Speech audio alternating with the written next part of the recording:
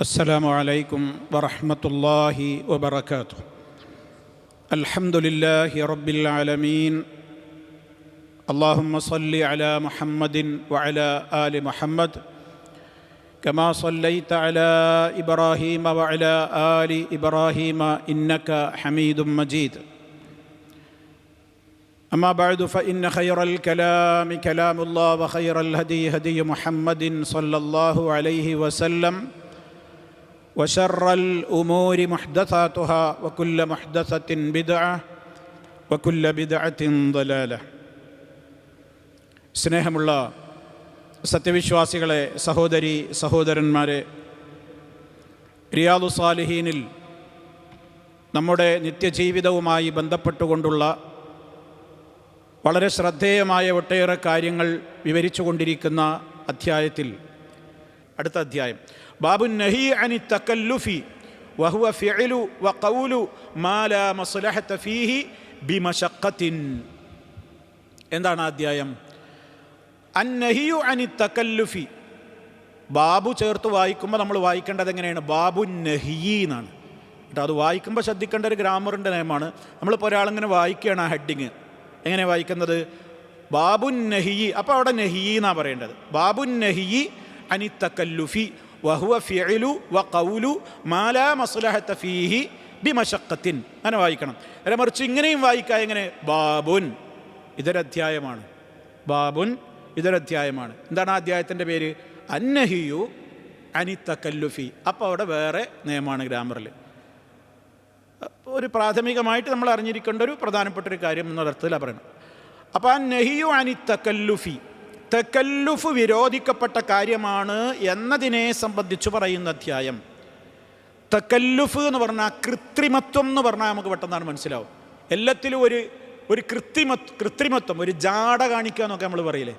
അതായത് ഒരാൾക്കൊരു സംഗതിക്ക് കഴിവൊന്നുമില്ല, പക്ഷെ അയാൾ കഴിയുന്ന വിധത്തിൽ അയാൾ ഒരു കൃത്രിമത്വവും ഒരു നാട്യവും ഒരു കപടതയും ഒക്കെ അഭിനയിക്കുന്നതിനാണ് വാസ്തവത്തിൽ എന്ത് പറയുക? തകല്ലുഫ് എന്ന് പറയാം. അത് ഇസ്ലാം വിരോധിച്ചിട്ടുള്ള കാര്യമാണ്. അന്നഹിയു അനി തകല്ലുഫ്. ഇനി എന്താണ് ആ തകല്ലുഫ് എന്ന് വിവരിച്ചു തരികയാണ്. വഹുവ, എന്താണ് ഈ തകല്ലുഫ്? ഫിഅലു, ഒന്നുകിൽ ചെയ്യലാണ്. വഖൗലു, പ്രവർത്തിക്കലുമാണ്. എന്ത്? മാ, ഒരു കാര്യം ഒരാൾ ചെയ്യുക, ഒരു കാര്യം ഒരാൾ പ്രവർത്തിക്കാതെ പറയുക. എങ്ങനെയുള്ള കാര്യം? ലാ മസ്ലഹത ഫീഹി, അതിൽ യാതൊരു നന്മയില്ല. ദുന്യവിയോ ഉഹ്റവിയോ ആയിട്ട് ഒരു നന്മ അതിലില്ല. എന്നാലും അങ്ങനെയുള്ള ചില വാക്കുകൾ, ചില പ്രവൃത്തികളൊക്കെ ആളുകൾ ചെയ്യും. ബിമശഖത്തിൻ, വളരെ ബുദ്ധിമുട്ടൊക്കെ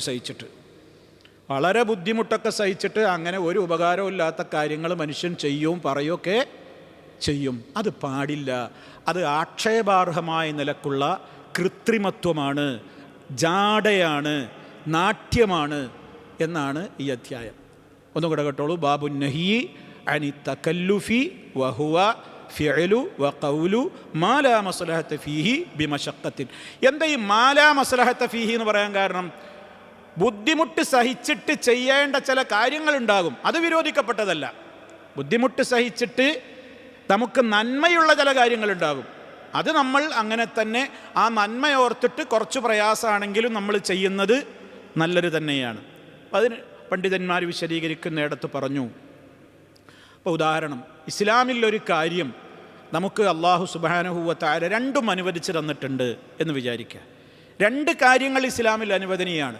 എന്നാൽ ഒരു കാര്യം ഏറ്റവും അഫ്ളലാന്ന് പറഞ്ഞിട്ടുണ്ട്. ആ അഫ്ളൽ കിട്ടണമെങ്കിൽ നമുക്ക് ആ അഫ്ളലല്ലാത്ത കാര്യം ചെയ്യുന്നതിനേക്കാൾ ഒരിത്തിരി പ്രയാസമൊക്കെ സഹിക്കണം. എങ്കിൽ രണ്ടും ചെയ്യാം. എങ്കിൽ ആ അഫ്ളൽ എടുക്കുന്നതിൽ അവന് പുണ്യമുണ്ട്. അതിന് പത്തിരി പ്രയാസവും സഹിക്കുന്നത് എന്തല്ല? ഇസ്ലാമിൽ വിരോധിക്കപ്പെട്ടൊരു കാര്യം അല്ല. അതാണ് ആ വിഷയത്തിൽ അതിനു വേണ്ടി ഉദാഹരണം പറഞ്ഞു. നേരെ മറിച്ച് അതൊന്നും അല്ലാതെ ആവശ്യമില്ലാത്ത ബുദ്ധിമുട്ടുകൾ മനുഷ്യൻ തന്നെ സ്വയം ഉണ്ടാക്കി തീർക്കുക, എന്നിട്ട് അത് വലിയ പുണ്യാന്ന് വിചാരിക്കുക, എന്നിട്ട് അത് ഞാനൊക്കെ ചെയ്യുന്നോട് എനിക്ക് വലിയ ഹൗഫും ഭക്തിയൊക്കെ ഉണ്ട് എന്ന് അവൻ സ്വയം അങ്ങോട്ട് നടിക്കുക. എന്നാൽ ഇസ്ലാമിൽ അങ്ങനെ ത്യാഗം സഹിക്കാൻ പറഞ്ഞിട്ടുണ്ടോ? ഇല്ലതാനും. അതിനുള്ള ഒരു പ്രധാനപ്പെട്ട ഉദാഹരണം മഹാനായ നബി സല്ലല്ലാഹു അലൈഹി വസല്ലമിൻ്റെ കാലത്ത് അവിടുന്ന് മദീന മസ്ജിദിലേക്ക് കയറി വരുമ്പോൾ ഒരാളുണ്ട് പുറത്ത് വെയിലത്ത് ഇങ്ങനെ നിന്ന് വെയിലുള്ളതാണ്. ഒരാൾ നല്ല ചൂടുള്ള സമയത്ത് പുറത്ത് നിന്നങ്ങനെ അയാൾ വെയിലുള്ള നിൽക്കുകയാണ്. അവിടെ ഇരിക്കണമെന്നില്ല, അയാളവിടെ നിൽപ്പാണ്. അപ്പം നബി സല്ലല്ലാഹു അലൈഹി വസല്ലം ചോദിച്ചു, എന്താ ഒരാൾ പുറത്തിങ്ങനെ വെയിലത്ത് നിൽക്കുന്നത്? അപ്പോൾ സ്വഹാബത്ത് പറഞ്ഞു, ഇന്നഹു നദറ, അയാൾ നേർച്ചയാക്കിയിരിക്കുകയാണ്. എന്താണ് അയാൾ നേർച്ച? അൻ യസൂമ, നോമ്പെടുക്കണമെന്ന് നേർച്ചുണ്ട്.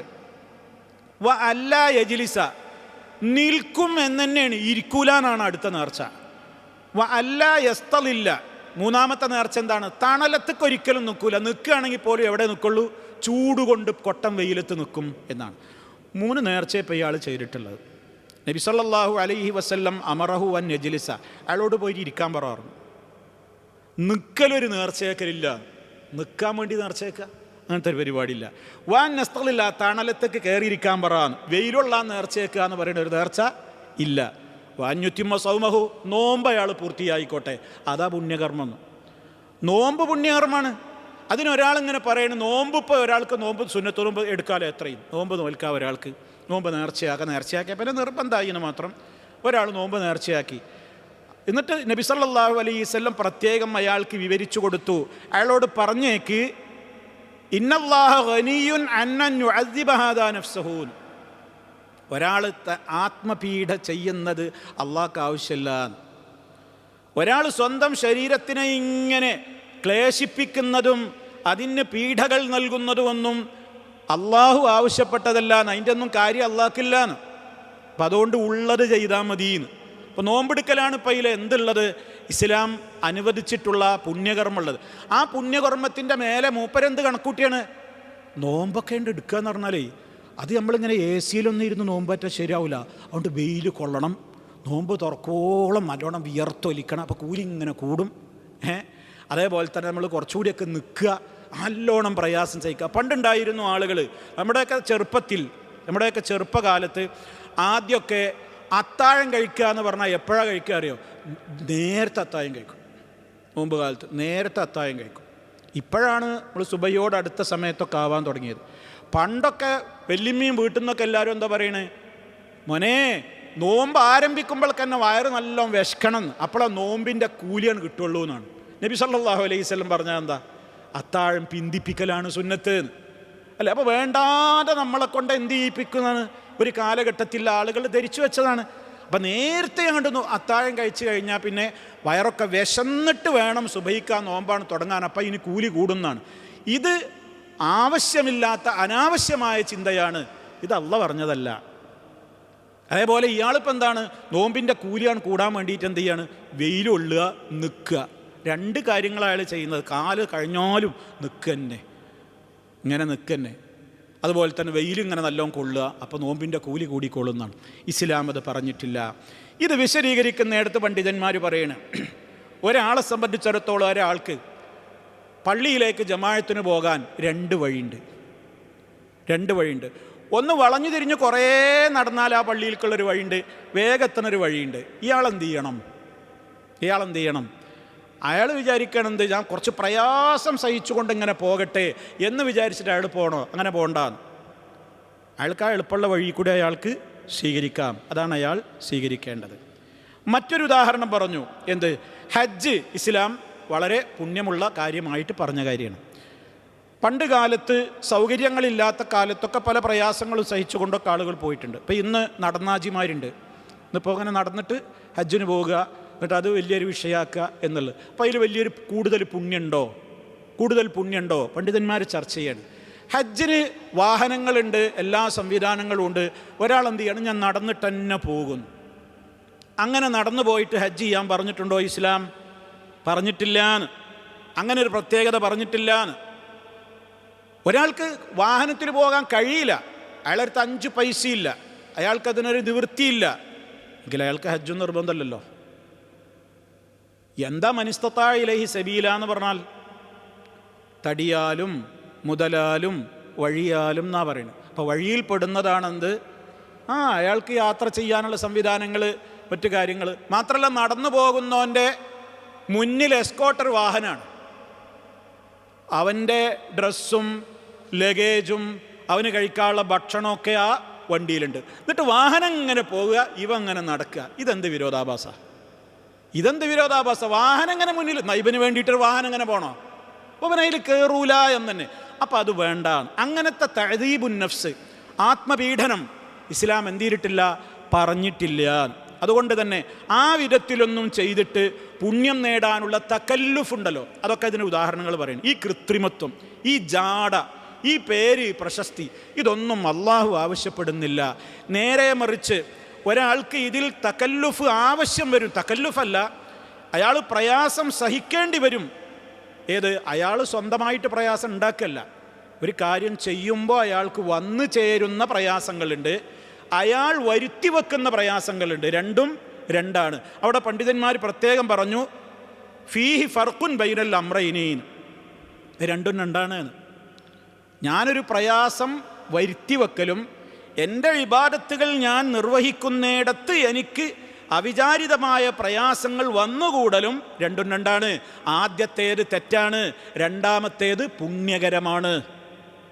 രണ്ടാമത്തേത് പുണ്യകരമാണ്. നമ്മൾ നോമ്പെടുക്കുന്നു, നോമ്പ് കാലത്ത് നല്ല ചൂടുണ്ട്, നല്ല ചൂടാണ്, വീട്ടിലെ കറണ്ടൊക്കെ ഉണ്ട്, ഓഫായി, കുറച്ച് പ്രയാസമുണ്ട്.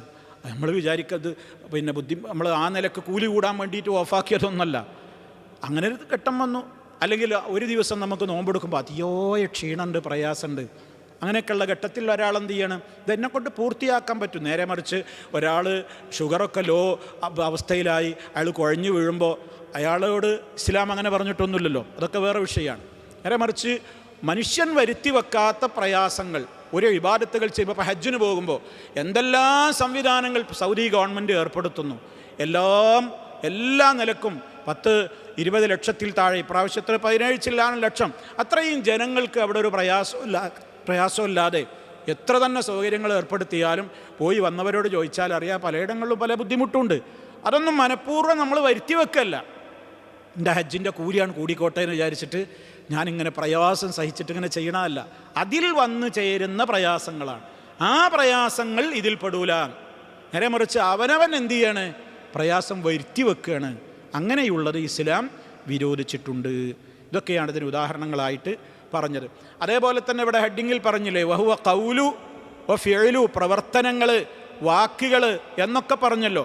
അതിനൊക്കെ ഉദാഹരണമായിക്കൊണ്ട് പണ്ഡിതന്മാർ പറഞ്ഞു, സംസാരത്തിലെ കൃത്രിമത്വം, സംസാരത്തിൽ ഒരു ജാട, കൃത്രിമത്വം, അത് ഇങ്ങനെ ഉദാഹരണമായിട്ട് പണ്ഡിതന്മാർ പറയണം. യഅനി, അതുകൊണ്ട് ഉദ്ദേശിക്കുന്നത് മൻ യസ്മഉ, നമ്മളുടെ ഒരു വാക്കൊരാൾ കേൾക്കുമ്പോൾ അയാൾ ഡിക്ഷണറി തപ്പിപ്പോണം.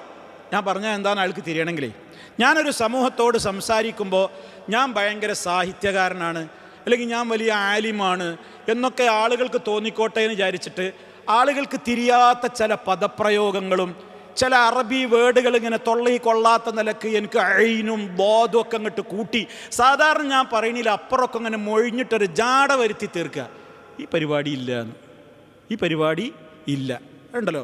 നമ്മളിങ്ങോട്ട് ആ മഹ്റജെന്ന് ഇങ്ങോട്ട് എടുത്തിട്ടേ ജനങ്ങൾ കണ്ട് കേൾക്കുമ്പോൾ ഇതുവരെ ഓൻ കേട്ടിട്ടില്ല അറബിയൊന്നും എന്ന നിലക്ക് ഞാൻ ആ ഐനും ആ ബോധും അതുപോലെ തന്നെ അതിൻ്റെ ഒക്കെ കണ്ട് പറഞ്ഞിട്ടുണ്ടല്ലോ. ആളുകളുടെ അങ്ങോട്ട് മുമ്പിൽ ഒരു ജാട കാണിക്കുന്നത് പറ്റൂല എന്നാണ് പറയുന്നത്. അതുപോലെ തന്നെ ജനങ്ങളോട് സംസാരിക്കുമ്പോൾ ഏറ്റവും നിലവാരം അഥവാ വിദ്യാഭ്യാസപരമായി താഴ്ന്ന നിലയിലുള്ള ആളുകളെ പരിഗണിച്ച് വർത്താനം പറയണമെന്നാണ് ഇസ്ലാമിൻ്റെ നിയമം. ജനങ്ങളോട് സംസാരിക്കുമ്പോൾ, പൊതുജനങ്ങളോട് സംസാരിക്കുമ്പോൾ കൂട്ടത്തിൽ ഏറ്റവും വിദ്യാഭ്യാസം കുറഞ്ഞ ആൾക്ക് മനസ്സിലാകുന്ന ഭാഷ പ്രയോഗിക്കണം എന്നാണ്. അതിനെന്താ ഉലമാക്കൾ കാരണം പറഞ്ഞത്? അത് പ്രയോഗിച്ചാൽ അതിലെ ഉന്നത ഡിഗ്രി ഉള്ളവനും മനസ്സിലാകാതെ പോവില്ല. നേരെ മറിച്ച് ഉന്നത ഡിഗ്രി ഉള്ളവന് മനസ്സിലാകണമെന്നല്ല ഞാൻ ഭയങ്കര ഇബാറത്തും അതിൻ്റെ കട്ടിയും ഒക്കെ കൂട്ടി കടിച്ചാൽ പൊട്ടാത്ത കുറേ വാക്കുകളും വേർഡുകളും അതുപോലെ തന്നെ സാഹിത്യ പ്രയോഗങ്ങളൊക്കെ നടത്തിയാലോ അതിലിരിക്കണ സാധുക്കളുണ്ടാവും. കുറച്ച് കഴിഞ്ഞിട്ട് അവനോട് ചോദിക്കുക, എനിക്കെന്ന് എന്താ പ്രസംഗത്തിൽ നിന്ന് കിട്ടിയതെന്ന് വെച്ചാൽ എനിക്കൊന്നും മനസ്സിലായില്ല എന്ന് പറയും. ഇത് നീതിയല്ലാണ്, ഇത് അനീതിയാണ്. അതുകൊണ്ട് സംസാരത്തിൽ അവരവരുടെ പ്രകൃതിയായുള്ള സംസാരങ്ങൾ മതി. അത് തകല്ലുഫാക്കിയിട്ട് എന്ത് ചെയ്യണ്ട, അങ്ങനെ ഒന്ന് കൂടുതൽ എങ്ങനെയുണ്ട് വരുത്തി തീർക്കണ്ട എന്നാണ് സംസാരത്തിലെ കൃത്രിമത്വത്തിന് ഉദാഹരണമായിക്കൊണ്ട് പണ്ഡിതന്മാർ വിശദീകരിച്ചത്. പിന്നെ മനുഷ്യന്മാർ ജാട കാണിക്കുന്ന മറ്റൊരു മേഖലയാണ് അവനാനെ കൊണ്ട് കഴിയാത്തത് കാണിച്ചു കൂട്ടും. എന്തിന്? മറ്റുള്ളവരുടെ മുമ്പിൽ ജാട കാണിക്കാൻ. അതിൽപ്പെട്ടതാണ് അത്തക്കല്ലുഫു ലില്ലൈഫി, അതിഥികളെ സൽക്കരിക്കുന്നിടത്ത് ജാട കാണിക്കുക. അതും ഈ പറയുന്ന പോലെ വിരോധിക്കപ്പെട്ട കാര്യമാണ്. അതെങ്ങനെയാണ്? ഇവിടെ വിശദീകരിക്കുന്നിടത്ത് പണ്ഡിതന്മാർ പറഞ്ഞു, അൽ കറമ മത്ലൂബുൻ, അതിഥിയെ ആദരിക്കുക എന്നുള്ളത് വളരെ അനിവാര്യമായ സംഗതിയാണ്, പുണ്യകരമാണ്. ലാക്കിൻ പക്ഷേ ഹാദൽ ഇൻസാൻ, ഇപ്പറയുന്ന ജാടയുള്ള മനുഷ്യൻ എന്താ അവസ്ഥ? മാഇന്ദഹു ശൈഉൻ, അവൻ്റെ അടുക്കൽ 5 കാശിനും ഗതിയില്ല, കടം വാങ്ങിയിട്ടാണ് പോണത്. സാലറിയൊക്കെ കുറവാ, സൗകര്യങ്ങളൊക്കെ കുറവാ, ഇങ്ങനെ കഷ്ടിച്ചിങ്ങനെ ജീവിതം തട്ടിമുട്ടി പോവുകയാണ്. പക്ഷെ ഒരു ഫംഗ്ഷൻ വന്നു കഴിഞ്ഞാൽ കണ്ട, റുബ്ബമാ അലൈഹി ദുയൂൻ, അവൻ വലിയ കടബാധിതനാകും. റുബ്ബമാ റാത്തിബു ഹാദൽ ഇൻസാനി അൽഫു വസമാനീമിയ, അവനാകുള്ള സാലറി ചിലപ്പോൾ 1800 ആയിരിക്കും. അദ്ദേഹം ഒരു ഉദാഹരണം പറഞ്ഞാണ്, 1800 റുപ്യ അവന് കിട്ടുന്നത്. എന്നിട്ട് അവൻ എന്ത് ചെയ്യുന്നു? അവനിങ്ങനെ ആളുകളെ കാണിക്കാൻ വേണ്ടിയിട്ട് അവന് കിട്ടുന്ന സാലറിയുടെ ഒരു 10 ഇരട്ടിയൊക്കെ നോക്കിയിട്ട് അവനാണ് ഫംഗ്ഷനിലാണ് ചെലവഴിക്കുന്നത്. വാങ്ങുന്നതോ ബാങ്കുകളിൽ നിന്ന്, പലിശക്കാരിൽ നിന്ന് ഒക്കെ അവൻ വമ്പിച്ച കടം വാങ്ങിയിട്ട് അവൻ എന്ത് ചെയ്യാണ്? ഇതിന് കൊഴുപ്പ് കൂട്ടാണ്. ഹാദാ തകല്ലുഫുൻ, ഹാദാ തകല്ലുഫുൻ, ഇത് ജാട കാണിക്കലാണ്, ഇത് ആവശ്യമില്ലാത്ത ഭാരം പേറലാണ്. അവനോട് ചോദിച്ചാൽ പറയും, സമൂഹത്തിലുള്ള ആളുകളുടെ മുമ്പിൽ ഞാൻ വഷളാകൂലേ? അപ്പുറത്തൊക്കെ കല്യാണം നടന്നപ്പോൾ അയാൾ ഇങ്ങനെയല്ലേ ചെയ്തത്, ഇപ്പുറത്തെ വീട്ടിൽ നടന്നപ്പോൾ ഇങ്ങനെയല്ലേ ചെയ്തത്, അയാൾ ഇത്ര വലിയ രൂപത്തിലുള്ള വലിയ ഓഡിറ്റോറിയം അല്ലേ എടുത്തത്, ഞാൻ അതിൻ്റെയൊക്കെ താഴെയുള്ളൊരു ഓഡിറ്റോറിയം എടുത്താൽ മോശമല്ലേ, എന്നെപ്പറ്റി ആളുകൾ എന്താ വിലയിരുത്തുക, എൻ്റെ അഭിമാനത്തിന് അത് ക്ഷതമല്ലേ എന്നൊക്കെ പറഞ്ഞിട്ട് ഈ സാധു കടം വാങ്ങണേന്ന്. എന്തിനാ അങ്ങനെ പോണേ? നിനക്ക് കഴിയണേ ചെയ്താൽ മതിയെന്ന്. അതുകൊണ്ട് തന്നെ അത്തരത്തിലുള്ള ഭാരങ്ങൾ ഇന്ന് സമൂഹത്തിൽ പലരും ഏറ്റെടുക്കുന്നു. ഫഹാദാ മിന തകല്ലുഫിൽ മദ്മൂം, ഇത് ആക്ഷേപാർഹമായ കൃത്രിമത്വം സ്വീകരിക്കുക എന്ന് പറയുന്ന ജാടകളിൽപ്പെട്ടതാണ് എന്ന്. ഇനി വസ്ത്രധാരണം, അത്തകല്ലുഫു ഫിൽ ലിബാസി, വസ്ത്രധാരണത്തിൻ്റെ കാര്യത്തിൽ പറയണത്, അവനിക്ക് കഴിവും അതുപോലെ തന്നെ സാമ്പത്തിക ശേഷിയൊന്നുമില്ല, എന്നാലും ഡ്രസ്സ് എടുക്കുമ്പോൾ ബ്രാൻഡ് മാത്രമേ നോക്കുള്ളൂ, ബ്രാൻഡഡ് മാത്രം തിരഞ്ഞു പോകും. അത് ഇന്നത് ആ ഡ്രസ്സേ എനിക്ക് പറ്റുള്ളൂ, ഈ ടീഷർട്ടേ പറ്റുള്ളൂ, ഈ പാൻറ്റേ പറ്റുള്ളൂ, ഇന്ന ഷർട്ടേ പറ്റുള്ളൂ എന്നിങ്ങനെ ബ്രാൻഡഡ്. അതേ സാധനം മറ്റ് കടകളിൽ നിന്ന് അതിൻ്റെ പകുതി വിലക്ക് കിട്ടിയേക്കും, വലിയ വ്യത്യാസമൊന്നും ഉണ്ടാവില്ല. പക്ഷെ എന്നാലും മുന്തിയ കടയിൽ കയറുക, അവിടുന്ന് പർച്ചേസ് ചെയ്യുക, എന്നിട്ട് ഇങ്ങനെ എന്താണ് അതിങ്ങനെ പേഴ്സിലുണ്ട് മറ്റേ സാധനം ഇങ്ങനെ അട്ടിക്കിട്ട് വെച്ചത്, അതിങ്ങനെ കൊടുക്കും. ബാങ്കിലേക്ക് ഇങ്ങനെ വിളിച്ച് നമ്മളോട് പഞ്ചാര വർത്താനം പറഞ്ഞിട്ട് ക്രെഡിറ്റ് കാർഡ് എടുപ്പിച്ചതാണ്, അതിങ്ങനെ അവസാനം എത്തുമ്പോൾ ഒരു കരച്ചിലുണ്ട്. ആ കരച്ചിലാകുമ്പോഴേക്ക് പിന്നെ ക്രെഡിറ്റ് കാർഡുകൾ ഇങ്ങനെ കുമിഞ്ഞുകൂടി അവസാനം ജപ്തിയാകും, കയറിപ്പോകാൻ പറ്റാതാകും, ജയിലാകും, പ്രശ്നങ്ങളാകും. ഒക്കെ മനുഷ്യൻ വരുത്തി വെക്കുന്ന ജാടകളാണ്. അവനെ കൊണ്ട് കഴിഞ്ഞെടുത്താൽ പോരേന്ന്. ഇപ്പോൾ ബ്രാൻഡഡ് തന്നെ എടുക്കണം. ഇതൊക്കെ സമൂഹത്തിൽ ന്യൂജൻ പ്രത്യേകം ശ്രദ്ധിക്കേണ്ടതാണ്. അവരാരും വാപ്പാർക്കും അവർക്കൊക്കെ ഉള്ള വരുമാനം നോക്കിയിട്ട് വേണം കുട്ടികൾ ആവശ്യപ്പെടാൻ. എന്തും ബ്രാൻഡഡിൻ്റെ പിന്നാലെ പോകുന്ന ഒരു കാലം. പെർഫ്യൂം ആണെങ്കിൽ അത് ബ്രാൻഡഡ് ആയിരിക്കണം, ഷർട്ടാണോ ബ്രാൻഡഡ് ആയിരിക്കണം, എല്ലാം ബ്രാൻഡ്, അല്ലാത്തതൊന്നും പറ്റൂല എന്നുള്ളത് കഴിയുന്നവർ ചെയ്തോട്ടെ. കഴിയുന്നവരെന്ന് പറഞ്ഞാൽ അതിൽ തന്നെയും ഓരോരുത്തരുടെ ജീവിത നിലവാരം നോക്കണം എന്ന് പ്രത്യേകം എടുത്ത് പറഞ്ഞിട്ടുണ്ട്. അല്ലാതെ കഴിയുന്നവരൊക്കെ അങ്ങനെ ആർഭാടം കാണിക്കണം എന്നല്ല പറയുന്നത്. ഓരോരുത്തർക്ക് അനുസരിച്ചു കൊണ്ടുള്ള കടബാധ്യതകൾ വരുത്താത്ത നിലക്ക് ഇങ്ങനെ ചെയ്യുന്നത് ഒരു നിഷിദ്ധമായ കാര്യമൊന്നുമല്ല. അവിടെയും എന്തു പറഞ്ഞു? ഇസ്രാഫ് അരുത്. ഇസ്രാഫ് ഓരോ ആളുകൾക്കും ആപേക്ഷിക്കാണ്. എനിക്ക് ഇസ്രാഫായൊരു കാര്യം വേറൊരാൾക്ക് അയാൾക്കതെന്താവില്ല, ഇസ്രാഫ് ആകൂല. അതൊക്കെ ഓരോരുത്തരുടെ പേഴ്സണൽ കഴിവും നിലവാരമൊക്കെ അനുസരിച്ച് അതിൻ്റെ വിധിയിലും മാറ്റം വരും എന്നുള്ളത് നമ്മൾ മനസ്സിലാക്കിയിരിക്കണം. അതുപോലെ തന്നെ പണ്ഡിതന്മാരിത് വിശദീകരിച്ചെടുത്ത് പറഞ്ഞു, അറിവില്ലാത്ത വിഷയങ്ങളിൽ ഇന്നത്തെ സോഷ്യൽ മീഡിയകളിലൊക്കെ കയറി സംസാരിക്കുക. എനിക്കും അതിനെപ്പറ്റിയൊരു ചുക്കും അറിയില്ല, എന്നാലും എല്ലാവരും അഭിപ്രായം പറഞ്ഞു ഞാൻ എന്തെങ്കിലും ഒന്നും എൻ്റെ FB കുറിച്ചില്ലെങ്കിൽ മോശമല്ലേ വെച്ചിട്ട് എന്തെങ്കിലും പൊട്ടത്തരം പറയാം. മറിച്ച് അതിനറിവും കഴിവുള്ള ആളുകൾ അത് ചെയ്യും വേണം. അത് ചെയ്യുമ്പോൾ മറ്റുള്ളവരത് ഷെയറും ലൈക്കൊക്കെ ചെയ്ത് അത് പ്രചരിപ്പിക്കുകയും വേണം. അതേപോലെ FBയിൽ അങ്ങനെ എഴുതുന്ന ആളുകൾ. വേറെ ഉദാഹരണം പറഞ്ഞാൽ എന്താണ്? താല്പര്യമില്ലാത്ത മക്കൾക്ക് അതിന് യോഗ്യതയില്ല, അതിന് കഴിവുമില്ല, അവർക്ക് താല്പര്യമില്ല, അങ്ങനത്തെ അതിന് ഒരു താല്പര്യമില്ലാത്ത കോഴ്സുകളിലേക്ക് മാതാപിതാക്കൾ അവരുടെ ജാട കാണിക്കാൻ വേണ്ടിയിട്ട് കുട്ടികളെ ചേർക്കുക. എന്നിട്ട് വൻ നഷ്ടവും തോൽവിയൊക്കെ ഏറ്റുവാങ്ങി കുട്ടികൾ തോറ്റമ്പി മനോരോഗികളായിട്ട് തിരിച്ചു പോരുക. അതൊക്കെ ഈ തകല്ലുഫ് പെട്ടതാണ്. എന്താ ഹെഡിങ്ങിൽ പറയുന്ന വിഷയം തന്നെ എന്താണ്? ഹെഡിങ്ങിൽ പറഞ്ഞ വിഷയം തന്നെ വഹുവ, എന്താണ് ഈ തകല്ലുഫ് എന്ന് പറഞ്ഞാൽ? അത് ഹുവ ഖൗലു വ ഫിഅലു വ ഖൗലു മാ ലാ മസ്ലഹത ഫീഹി ബിമശഖ്ഖ.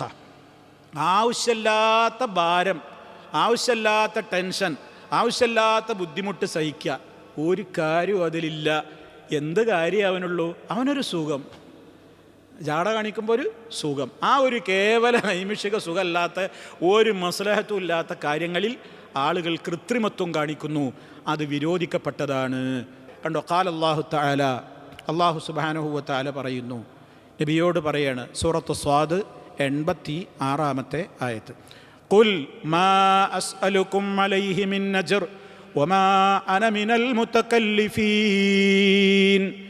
ഖുർആനിനെ സംബന്ധിച്ച് സമൂഹത്തിലുള്ള ആളുകൾ അതിനെ നിഷേധിച്ചപ്പോൾ അള്ളാഹിൻ്റെ റസൂലിനോട് അള്ളാഹു പറയാണ്, പ്രവാചകരെ പറയൂ ജനങ്ങളോട്, മാ അസ്അലുകും അലൈഹി മിൻ അജ്ർ, ഈ ഖുർആനിൻ്റെ പേരിൽ ഞാൻ നിങ്ങളോട് ഒരു സമ്പാദ്യവും ചോദിക്കുന്നില്ല, ഒരു പ്രതിഫലവും ഞാൻ നിങ്ങളോട് ചോദിക്കുന്നില്ല. എനിക്ക് കാശുണ്ടാക്കാനും സമ്പാദിക്കാനും വേണ്ടിയിട്ട് ഞാൻ എന്തൊക്കെയോ എനിക്ക് കിട്ടാത്തത് കൃത്രിമത്വത്തോടു കൂടി നിങ്ങളുടെ മുമ്പിൽ പറയുന്നതല്ല ഈ ഖുർആൻ. അതാ അടുത്ത വാചകം, വമാ അന മിനൽ മുതകല്ലിഫീൻ. എനിക്ക് കിട്ടാത്തൊരു കാര്യം ഉണ്ട് എന്ന് നടിച്ച്, എനിക്കറിയാത്തൊരു വിഷയം അറിയുമെന്ന് നടിച്ച് നിങ്ങളുടെ മുമ്പിൽ എന്തൊക്കെയോ കെട്ടിക്കൂട്ടി പറയുന്ന കൃത്രിമക്കാരനല്ല ഞാൻ. എനിക്കെൻ്റെ റബ്ബ് വഹീ തന്നതിൻ്റെ അടിസ്ഥാനത്തിലാണ്. ശേഷമുള്ള ആയത്തതാണ്, അത് റഹ്മാനായ റബ്ബിങ്കൽ എന്ന് എനിക്ക് അവതരിച്ചിട്ടുള്ള കാര്യമാണ്. അപ്പോൾ ഒരു കൃത്രിമത്വം പാടില്ല. നബി സല്ലല്ലാഹു അലൈഹി വസല്ലം അവിടെ ജനങ്ങൾക്ക് പറഞ്ഞു കൊടുക്കുകയാണ്, ഞാനിത് നിങ്ങൾക്ക് പഠിപ്പിക്കുന്നതിൽ ഒരു കൃത്രിമത്വമില്ല, ഇതിലൊരു ജാടയുമില്ല. റബ്ബ് പറഞ്ഞതെന്താണോ അത് കൃത്യമായി നിങ്ങൾക്ക് എത്തിച്ചു തരികയാണ്. ഇതിലൊരു ജാടയുടെയോ കാപ്പട്യത്തിൻ്റെയോ ഒന്നും വിഷയം ഇല്ല. ഇതാണ് അപ്പോൾ അത് സംബന്ധമായിട്ട് ഉപോത്ബലകമായി തെളിവായി നൽകിയ ആയത്ത്. ഒന്നാമത്തെ ഹദീസ് എന്താണ്? വഅൻ ഉമറ റളിയല്ലാഹു അൻഹു ഖാല നുഹീന അനി തകല്ലുഫി റവാഹുൽ ബുഖാരി റഹിമഹുല്ലാ. മഹാനായ ഉമർ ഖത്താബ് റളിയല്ലാഹു തആല അൻഹു പറയാണ്, നുഹീന, ഞങ്ങൾ വിരോധിക്കപ്പെട്ടു, അനി തകല്ലുഫി, തകല്ലുഫ് നിന്ന് ഞങ്ങൾ വിരോധിക്കപ്പെട്ടു. എന്താ തകല്ലുഫ് എന്ന് ഇപ്പോൾ നമ്മൾ പറഞ്ഞല്ലോ. ഞങ്ങൾ വിരോധിക്കപ്പെട്ടു എന്ന് സഹാബിമാർ പറയുമ്പോൾ അതാരായിരിക്കും വിരോധിച്ചിട്ടുണ്ടാവുക? അള്ളാഹുവിൻ്റെ റസൂല്. അപ്പോൾ റസൂലിൻ്റെ ഹദീസിൻ്റെ അതേ സ്ഥാനമായി ഇതിന്. ഞങ്ങൾ വിരോധിക്കപ്പെട്ടിരിക്കുന്നു അനി തകല്ലുഫി എന്നൊരു സഹാബി പറയുമ്പോൾ അത് റസൂല് വിരോധിച്ചു എന്ന് പറയുന്നതിന് തുല്യമാണ്. നഹാ റസൂലുള്ളാഹി സ്വല്ലല്ലാഹു അലൈഹി വസല്ലം തകല്ലുഫ് എന്ന് പറയുന്നതിന് തുല്യമാണ് സഹാബി എന്ത് പറയൽ, ഞങ്ങൾ വിരോധിക്കപ്പെട്ടു അനി തകല്ലുഫി എന്ന് പറയൽ. ഉമർ ഖത്താബ് റളിയല്ലാഹു അൻഹു ആണ് ഇത് പറയുന്നത്. ഇനി രണ്ടാമത്തെ ഹദീസ്, വഅൻ മസ്റൂഖ് ഖാല, മസ്റൂഖ് എന്ന അദ്ദേഹം താബിഈ പണ്ഡിതനാണ്. അദ്ദേഹം പറയാണ്, ദഖൽന അലാ അബ്ദുല്ലാഹി ഇബ്നു മസ്ഊദ് റളിയല്ലാഹു അൻഹു, ഞങ്ങളൊരിക്കൽ അബ്ദുല്ലാഹി ഇബ്നു മസ്ഊദ് റളിയല്ലാഹു അൻഹുവിൻ്റെ അരികിലേക്ക് കടന്നു ചെന്നു. സഹാബിയാണ്. ഫഖാല, എന്നിട്ട് അദ്ദേഹം പറയുന്നുണ്ട്, അദ്ദേഹം ഇപ്രകാരം പറയുന്നതായിട്ടാണ് ഞാൻ കേട്ടത്. എന്താ അദ്ദേഹം പറയുന്നത്? യാ അയ്യുഹന്നാസ്, ഹേ ജനങ്ങളെ, മൻ അലിമ ശൈഅൻ, ആരെങ്കിലും ഒരു കാര്യം അറിഞ്ഞാൽ ഫൽയഖുൽ ബിഹി, അവനത് പറയട്ടെ. ഒരു കാര്യം പറയണമെങ്കിൽ അതിനെപ്പറ്റിയുള്ള അറിവ് വേണം. അതാണ് മൻ അലിമ ശൈഅൻ ഫൽയഖുൽ ബിഹി. ആരെങ്കിലും ഒരു കാര്യം മനസ്സിലാക്കി കഴിഞ്ഞാൽ അവനത് പറയട്ടെ. വമല്ലം യഅലം, ഒരാൾക്കൊരു കാര്യത്തെ സംബന്ധിച്ച് അറിവില്ലെങ്കിൽ ഫൽയഖുൽ, അവൻ ഇങ്ങനെ പറയട്ടെ, അല്ലാഹു അഅലം, അള്ളാഹ്ക്ക് അറിയാമെന്ന് പറഞ്ഞോട്ടെ. വിവരമില്ലെങ്കിൽ എന്ത് ചെയ്യണം? അല്ലാഹു അഅലം എന്ന് പറയും, എനിക്കറിയില്ല.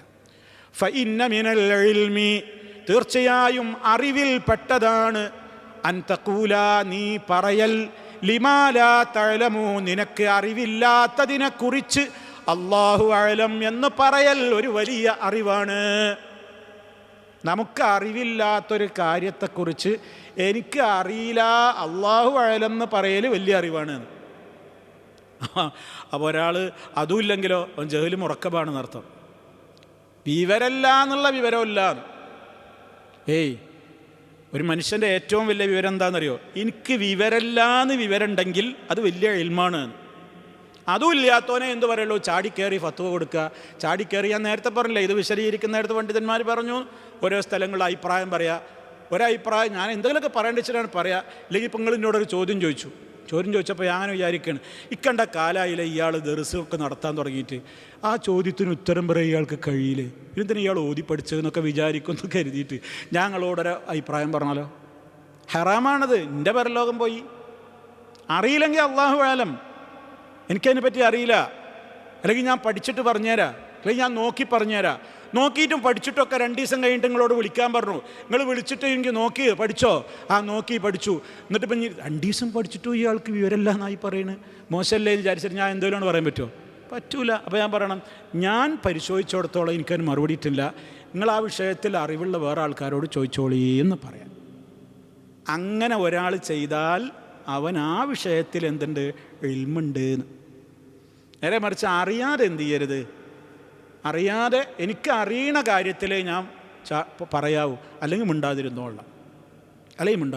അതാണ് ഫൈന മിനൽ ഇൽമി, തീർച്ചയായും അറിവിൽപ്പെട്ടതാണ് അൻതഖൂല, നീ പറയൽ, ലിമാലാ തഅലമു, നിനക്കറിവില്ലാത്തതിനെക്കുറിച്ച് അല്ലാഹു അഅലം പറയൽ വലിയ അറിവാണ്. ഖാലല്ലാഹു ലിനബിയിഹി, ഖാലല്ലാഹു തആലാ ലിനബിയിഹി സല്ലല്ലാഹു അലൈഹി വസല്ലം, അല്ലാഹുവിൻ്റെ റസൂൽ സല്ലല്ലാഹു അലൈഹി വസല്ലമിനോട് അല്ലാഹ് പറഞ്ഞല്ലോ. എന്ത്? നമ്മളിപ്പോൾ ഈ നേരത്തെ വന്ന ആയത്ത്, ഖുൽ മാ അസ്അലുക്കും അലൈഹി മിൻ അജ്ർ വമാ അന മിനൽ മുതകല്ലിഫീൻ. നിങ്ങളുടെ മുമ്പിൽ ഒരു ജാട കാണിക്കാൻ വേണ്ടി എനിക്ക് കിട്ടാത്തത് ഉണ്ടാക്കി പറയുന്നതല്ല ഈ ഖുർആൻ, എനിക്കറിയാത്തത് അറിയുമെന്ന നിലക്ക് ഞാൻ ഉണ്ടാക്കി പറയുന്നതല്ല ഈ ഖുർആൻ. എനിക്കിതിൽ ഒരു ചേഞ്ചും വരുത്താൻ പോലും പറ്റൂല. അള്ളാഹ് ഇറക്കി തന്നതെന്തോ അത് അപ്പടി അമാനത്തോടെ നിങ്ങളോട് പറയലേ എൻ്റെ കടമയുള്ളൂ. അതിൻ്റെ പേരിൽ സമ്പാദിച്ച്, അതിൻ്റെ പേരിൽ നിങ്ങളിൽ നിന്ന് എനിക്കെന്തെങ്കിലും പേര് കിട്ടി, നിങ്ങളിൽ നിന്ന് എന്തെങ്കിലും ഭൗതികമായ നേട്ടമുണ്ടാക്കാനൊന്നും ഞാൻ ഉദ്ദേശിക്കുന്നില്ല എന്ന് പറഞ്ഞേക്കൂ എന്ന് നബി സല്ലല്ലാഹു അലൈഹി വസല്ലമിനോട് പറയാൻ അല്ലാഹു തആല കൽപ്പിച്ചല്ലോ. അപ്പോൾ ഇതൊക്കെ വളരെ വ്യക്തവും കൃത്യവുമായ നിലക്ക് ഇസ്ലാം പഠിപ്പിച്ചിരിക്കുകയാണ്. അതുകൊണ്ട് മനുഷ്യന്മാർ അവരുടെ ജീവിതത്തിൽ ഓരോരുത്തരും അവരവരുടെ കഴിവുകൾ മനസ്സിലാക്കണം, അവരവരുടെ അറിവിൻ്റെ പരിധിയും പരിമിതിയും മനസ്സിലാക്കണം, ഓരോരുത്തരുടെയും കഴിവുകൾ എത്രയാണെന്ന് സ്വയം ബോധ്യമുണ്ടാകണം. അതിൽ ഒതുങ്ങി നിന്നുകൊണ്ടേ സംസാരിക്കാവൂ, വേഷം കെട്ടാവൂ, വേഷം ധരിക്കാവൂ, അതുപോലെ തന്നെ പ്രവർത്തനങ്ങളിൽ ഏർപ്പെടാവൂ, അതേപോലെയുള്ള ചെലവഴിക്കലിൻ്റെ മേഖലയിലും മറ്റ് മേഖലകളിലൊക്കെ പ്രവർത്തിക്കാവൂ. വയ്യാത്ത, സാധ്യമാകാത്ത ഭാരങ്ങളും വയ്യാവേലികളും മാറാപ്പുകളും സ്വയം വലിച്ചു കൂട്ടിയിട്ട് പിന്നെ വിധിയെ ഇരുന്ന് പഴിക്കരുത്. നിർദ്ദേശിക്കേണ്ടതൊക്കെ അള്ളാഹു നിർദ്ദേശിച്ചു തരുന്നു. ഇനി ചെയ്യേണ്ടത് നമ്മളാണ്, മുൻകരുതലുകൾ സ്വീകരിക്കേണ്ടവർ നമ്മളാണ് എന്നാണ് ഈ അധ്യായങ്ങളിലൂടെയൊക്കെ അള്ളാഹു അവരുടെ പ്രവാചകന് വഹി നൽകിയതിൻ്റെ അടിസ്ഥാനത്തിൽ അവിടുന്ന് ഇതൊക്കെ ആ നിലക്കാണല്ലോ പറയുന്നത്, നമുക്ക് അറിയിച്ചു തരുന്നത്. അതുകൊണ്ട് ഈ വക വിഷയങ്ങളൊക്കെ നമ്മൾ ശ്രദ്ധിക്കുക. അള്ളാഹു സുബ്ഹാനഹു വ തആല നേരറിയാനും അറിഞ്ഞ നേരനുസരിച്ച് പ്രവർത്തിക്കാനുമുള്ള തൗഫീഖും മഹാഭാഗ്യവും നമുക്കെല്ലാവർക്കും നൽകി അനുഗ്രഹിക്കുമാറാകട്ടെ. മാരകമായ രോഗങ്ങളിൽ നിന്ന് കാത്ത് രക്ഷിക്കുമാറാകട്ടെ. നമ്മിലെ രോഗികൾക്ക് പരിപൂർണമായും ശിഫ നൽകുമാറാകട്ടെ. നമ്മളിൽ നിന്ന് മരണപ്പെട്ടു പോയവർക്ക് മഗ്ഫിറത്തും റഹ്മത്തും നൽകി അനുഗ്രഹിക്കുമാറാകട്ടെ. റബ്ബനാ തഖബ്ബൽ മിന്നാ ഇന്നക അൻതസ് സമീഉൽ അലീം. اللهم احفظ دولة الإمارات من كل الجهات. اللهم سدد خطى حاكمنا يا ذا الجلال والإكرام. ربنا اغفر لنا وذنوبنا، ربنا اغفر لنا ذنوبنا وكفر عنا سيئاتنا وتوفنا مع الأبرار. والحمد لله رب العالمين. سبحانك اللهم وبحمدك أشهد أن لا إله إلا أنت أستغفرك وأتوب إليك.